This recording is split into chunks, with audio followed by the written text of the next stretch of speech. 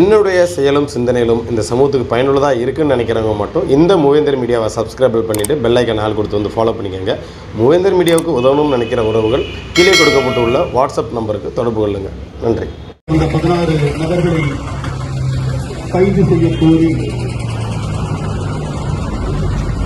மானாமதுரை மண்டலில் நடைபெற்றுக் கொண்டிருக்கக்கூடிய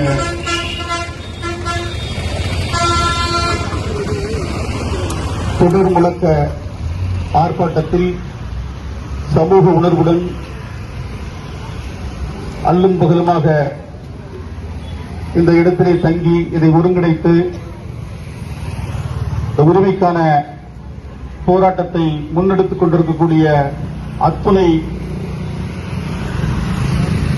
இரத்த உறவுகள் அனைவருக்கும் நான் சார்ந்த மல்லர் மீட்பு களத்தின் சார்பாக பணிவான நன்றிகளை சமர்ப்பிக்கிறேன். நாம் அறிந்த வகையில் கடந்த 200 ஆண்டுகளாக சமூக உரிமைக்காக நாம் இந்த மண்ணிலே சொந்த மண்ணிலே போராடிக் கொண்டிருக்கிறோம். அதுவும் கடந்த 100 ஆண்டு காலமாக நம் கண்முன் தெரிகிறது. நூற்றுக்கணக்கான போராட்டங்கள், சாதிய போர்கள், சாதிய படுகொலைகள், அரச பயங்கரவாதங்கள், அரச வன்முறை படுகொலைகள் என அடுக்கடுக்காக எந்த கட்சிகள் இங்கே ஆட்சிக்கு வந்தாலும் குறிப்பாக தேவேந்திரகுல வேளாளர் சமூகம் தாக்கப்படுவதும் கொலை செய்யப்படுவதும் பொய் வழக்குகள் புனையப்பட்டு இந்த சமூகத்தினுடைய குரல் வழிகள் நெரிக்கப்படுவதும் இங்கே அரங்கேறிக் கொண்டுதான் இருக்கிறது. இதற்கெல்லாம் அடிப்படை காரணம் நம்முடைய ஒற்றுமையை நாம் இன்றைக்கு இழந்து நிற்கிறோம். மீண்டும் 57களைப் போல, மீண்டும் 89களைப் போல, மீண்டும் 96களைப் போல நாம் உணர்வு பெற்று ஒற்றுமையாக திரட்சியாக திரண்டெழுந்தால் மட்டுமே இதுபோன்ற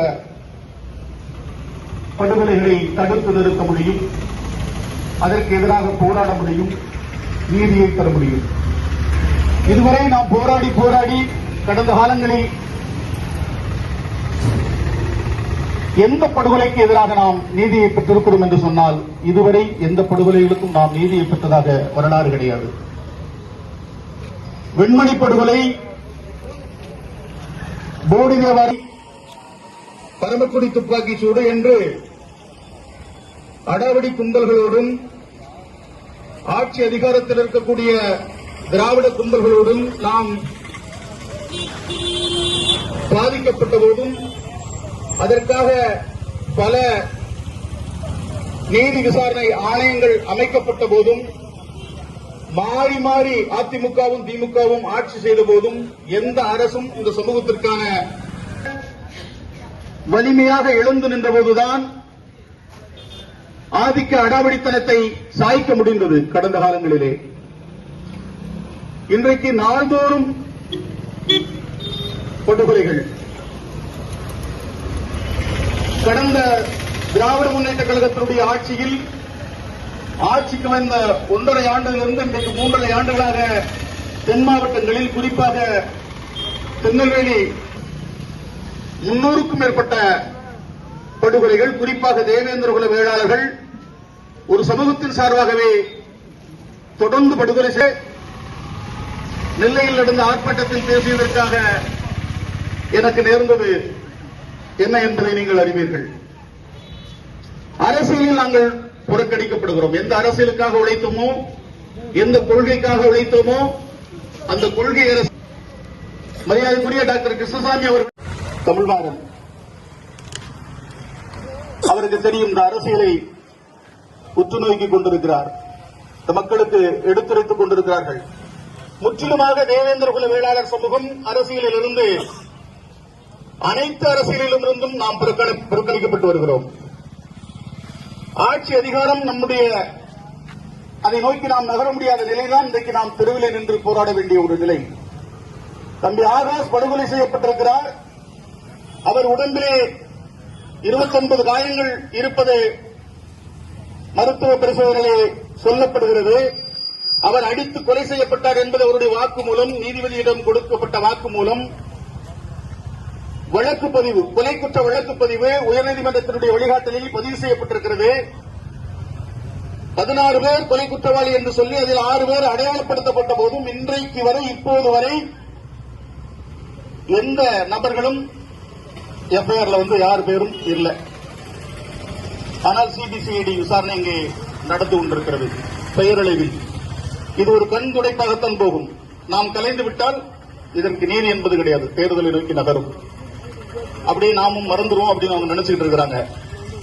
ஆனால் இதற்கு ஒரு முற்றுப்புள்ளி வைக்க வேண்டும். இந்த தொடர் சாதிய படுகொலைகளாக இருந்தாலும் சரி, காவல்துறை கஸ்டடி மரணம், இன்றைக்கு எந்த ஆட்சியிலும் இல்லாத படுகொலைகள், 37 படுகொலைகள் காவல்துறை விசாரணைக்கு எடுத்து காவல்துறையை கொலையாளிகளாக மாறி இன்றைக்கு கொலை செய்யக்கூடிய ஒரு நிலையை நாம் பார்க்கிறோம். நாம் நினைத்தால் தேர்தல் தள்ளி போகும். அதை அவங்க எளிதாக நினைச்சிட்டு இருக்கிறாங்க. நாம் நினைத்தா நீங்க தேர்தல் நடத்த முடியாது.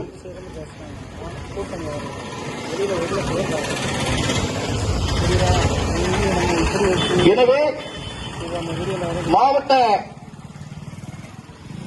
கண்காணிப்பாளர்களை இந்த வழக்கிலே இணைத்து சிபிஐ விசாரணைக்கு உத்தரவிட வேண்டும்.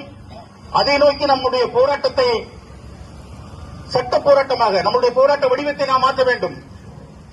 இந்த போராட்ட குழுவை ஒருங்கிணைக்கக்கூடிய சமூக உறவுகளுக்கு நான் வேண்டுகோள் வைக்கிறேன். தொடர்ந்து நாம் இப்படி போராடி போராடி போராடி நீதியை பெற முடியவில்லை. சட்ட வழியில் இந்த போராட்டத்தை முன்னெடுக்கணும். இந்த தம்பி ஆகாஷ் படுகொலைக்கு நான் நீதியை பெற்றுத்தர வருகிறேன் என்று பொதுத்தளத்தில் இருந்து வந்தவர்கள் அவர்களே இதற்கு எதிராக நிற்கக்கூடிய ஒரு நிலையை நாம் இங்கே பார்க்கிறோம்.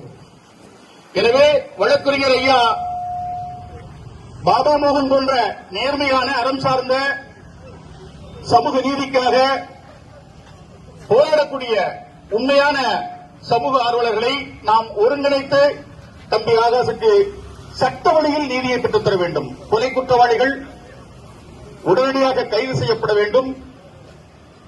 அவர்கள் தண்டிக்கப்பட வேண்டும்.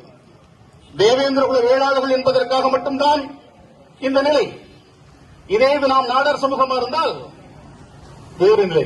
நாடார் சமூகம் இன்றைக்கு பொருளாதாரத்தில் வலிமையாக இருக்கிறது.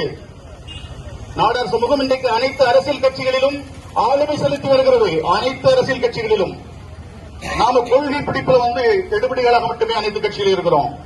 கொள்கையை நம்பி நாம் ஏமாந்து கொண்டிருக்கிறோம். எனவே அப்படி அந்த சமூகம் ஒரு வளர்ச்சி பெற்ற சமூகமாக, ஆளுமை செலுத்துகிற சமூகமாக இருக்கிற காரணத்தால் தான் திருப்புவனத்தில் தம்பி அஜித்குமார் இதே படுகொலை வழக்கு, இதே காவல்துறை படுகொலை. ஆனால் அங்கே சட்டம் விரைந்து வேலை செய்கிறது, சரியாக வேலை செய்கிறது. அதே போல சாத்தான்குளத்தில் ஜெயராஜ் பெலிக்ஸ் என்கிற தந்தையும் மகனும் காவல்துறையால் கொடூரமாக கொலை செய்யப்பட்டார்கள். ஆனால் உடனடியாக சிறைப்படுத்தப்பட்டவர்கள் இன்றைக்கு வரை பிணையில் கூட வர முடியவில்லை. ஒருத்தர் செத்த போயிட்டான் குற்றவாளி. ஆனால் சட்டம் அங்கே சரியாக வேலை செய்கிறது.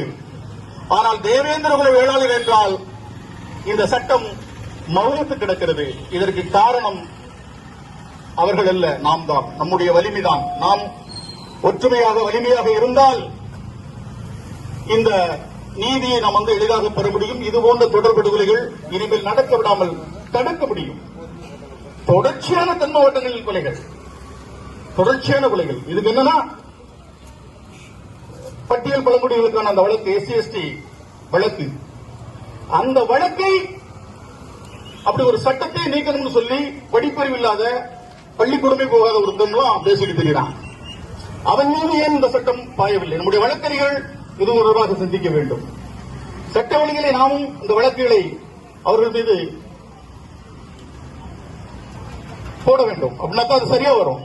இதற்கு தான் தம்பி டாக்டர் சியாம் கிருஷ்ணசாமி அவர்கள் சொன்னாரு. அப்படின்னா பழையபடி நாம குற்றப்பரம்பரை சட்ட தடுப்பு சட்டத்தை, இந்த குற்றப்பரம்பரை சட்டத்தை நடைமுறைப்படுத்தணும்னு சொல்லி தம்பி சியாம் சொன்னது சரிதானே?